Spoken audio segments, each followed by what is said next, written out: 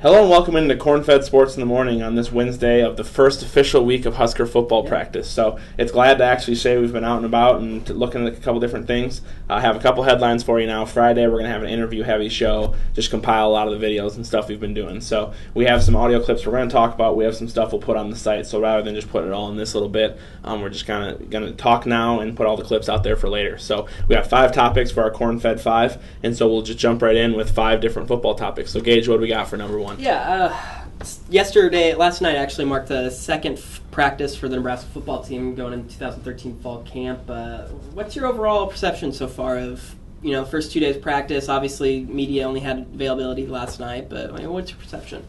It's a lot. I'm reminded of this every single year, but it's just a lot different going in and getting in there. And when you ask questions, you have answers in your head. Everybody, fans, media, just everybody has names on their tongue, has answers, but it never really turns out to be just that way. So I think that the way that it's skewing right now, it's skewing in the way that it's a lot more positive than it may have seemed coming in. The defense, there's a lot more confidence on the defense. The playmakers are a lot more comfortable on that defense. The offense isn't as full of themselves as some people have thought. They're not just saying we're going to score 40 points a game, we're going to put up 400 yards a game. They're actually just kind of taking it game by game and talking about the pace and talking about getting some things in camp. So it's just been real different to see all the players, all the coaches. I mean, especially Bo last night, just being adamant about how he's confident in his team. He's confident in any guys of any age they put out there. So it's been just a lot different from the perception of what people think coming in to what is actually going on in camp early on. So you've just seen a lot of confidence. You've seen a lot of guys who are just kind of quiet leaders out there who just know when they get on the field they're going to show some things. So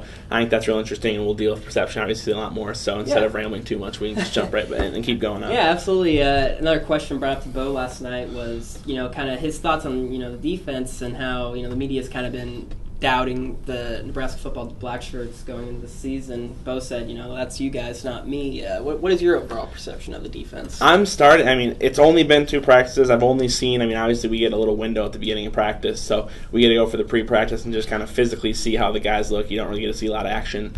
But it just seems like, not just in the reaction you got from Bo last night, but the guys on the field, just how they kind of physically break down, how they're kind of already mentally tuned in that quick kind of intro to practice type thing. So you can see that a lot of them, they're already paying attention to reps. They're already talking to coaches. They're already working on some of those things. So just to see the guys in there and to see the physicality of some of those guys on defense, on the defensive line, just in some of those different places, it really is just impressive to see how prepared they are coming in. Randy Gregory just got here. Bo just talked about how he's kind of getting into shape and some of those different things. So it's going to be interesting to see, but they have depth at defensive back. They have some guys moving around in safety in some different places. So it'll just be interesting to see how the defense responds early on to practice, to competition at different positions and some of those things, because they have the talent. They have a lot of the guys who are willing to step out there and say, hey, this is on me. This is on our, this is our defense. I'm putting this on my shoulders. I'm going to be a leader on this defense. So you have those guys in place. You have young talent. So there's a lot more weapons than people, I think, give them credit. So I was really intrigued by Bo's comments last night about a couple of those different things. Yeah, absolutely. I fully agree with you.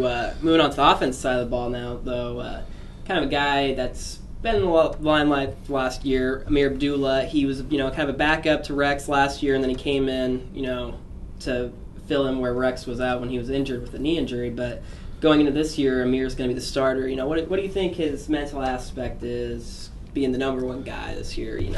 How do you think he's going to handle I think that? you pinpointed it as well, too. The crucial part here is that he's done it on the field. Right. He's carried the burden on the field. He's been the starter in terms of yards, in terms of carries, in terms of production. Now he's just got to have that mentality as the guy. And he's already said last Friday at Fan Day, he came out and he was, hey, I'm a different guy than Rex. I'm not Rex. I'm not trying to be Rex. Absolutely. But at the same time, he said, when you're learning to be a leadership, when you're learning work ethic, when you're learning a lot of those little things, who better to look up to than somebody like Rex Burkhead? So I feel like he's going to take a lot of that away, but he's going to be different. He's a little more outspoken. He doesn't seem that way, but you can tell behind the scenes he gets a little more fired up. He's a little bit more of a rah-rah guy, and he's one of those guys that I think is going to be perfect for the young guys that we have and for the guys who are kind of contributing. I don't think, he's got nobody to threaten him. He's got no peers anymore, just as guys who might kind of be on the same level or same experience. So just having that hierarchy of him being the guy, being the oldest guy. And I think it's also going to be important for how the younger guys progress on the field. You think about how a guy is going to say to prepare yourself off the field. You're going to tell him to work out. You're going to tell him to approach practice this way. Amir's played every little position. He's done every little wrinkle. He's been in this offense now, and he understands the pace. And there's a lot of things that he probably doesn't want to do anymore, as far as being the change of pace back, as far as being carrying the ball every single down. So he's seen the different roles, and now he can tell those guys how to better fill it, I think. So it's going to be interesting to see how he can directly affect their on-the-field performance, as well as just kind of be that leader off the field. He's already talked about it, and I think he's going to shoulder the burden really well. Yeah, absolutely. Once again, no, I'm not disagreeing with you if anything you just said. Now going to something that I actually have some first-hand experience with. I was around the freshmen a lot during fan day. These guys look a lot. Really good athletically. They look like studs. Who are you looking forward to the most out of the freshman class, 2013 class? The one guy, and call me a homer, I got to represent my home state, and I got to represent a guy who actually played for a coach who was my first football coach ever, and it's Nathan Gary from Sioux Falls, South Dakota, safety. Yeah. He comes in, and they're already talking about his squatting over 500 pounds, some of those things in lifts, and they make a joke about we already have a bodybuilder team, and they include him on that list. And so he's got all the physical tools, ran a 4.40 basically. He's a sophomore in high school, and it's not just those things. He's just from what I hear from our people, he picks up on everything. He did trick shots on the video and delighted people. He did ping pong, pool, just all those little skill things, and it just kind of drives him to be competitive, and that's just kind of the guy he is. So everybody's blown away with his physicality. Everybody's blown away with the fact that he looks like he's an upper-class linebacker, and that he's got some of those traits, and they set basically every lifting and sprinting record that the state of South Dakota has. But at the same time, he's got that mental aspect. You already saw him yesterday. He wasn't in there right away when they're doing some of the quick 7-on-7 or whatever they was doing, but right away he's going over to the coaches, and he's asking questions, and he's on the sidelines. He's about to go in,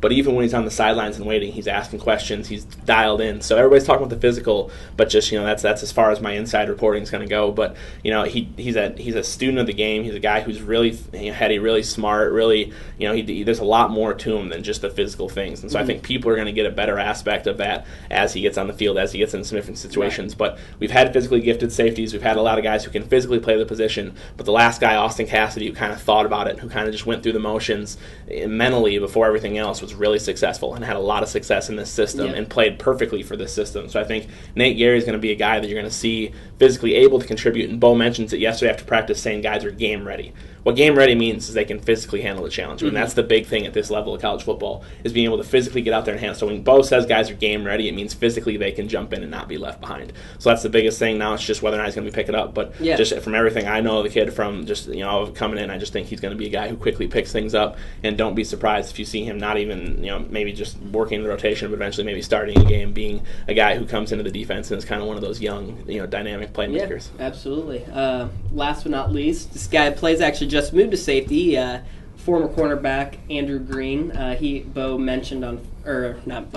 Green mentioned on Friday that at Fan Day that he's playing safety now too. What are your thoughts on that? I think it's just a sign of how the kind of Ciante Evans position came about from the same way. A guy who played corner who wanted to move out to center. That's DJ and some of those guys that have played the spot in the past. And so they've had a lot of those kind of guys, an Eric Haig type who played corner and then had to move for different things. And so they've found a way of using those guys. I don't see it, Nebraska, a lot of teams have safeties, they have corner roles. Nebraska is so fluid in what they do defensively that it just kind of moves it around. It puts guys athletically in places where they can make tackles, where they can impact the running game, as well as play pass coverage and do some of those different things. So it's more just, I don't think it's going to say, hey, Andrew Green's going to be playing here, this guy's going to be playing here, and just kind of putting it in set positions. It's going to say, game plan, this guy, you need somebody cut off the edge run. That's where you get somebody who's more athletic like that at a safety position, speed, chasing down some of those runs. Or in a more passing type situation, you might move him back out, put another cover guy back in there. There's just a lot of opportunities to do it. So I don't think that the versatility is necessarily saying, hey,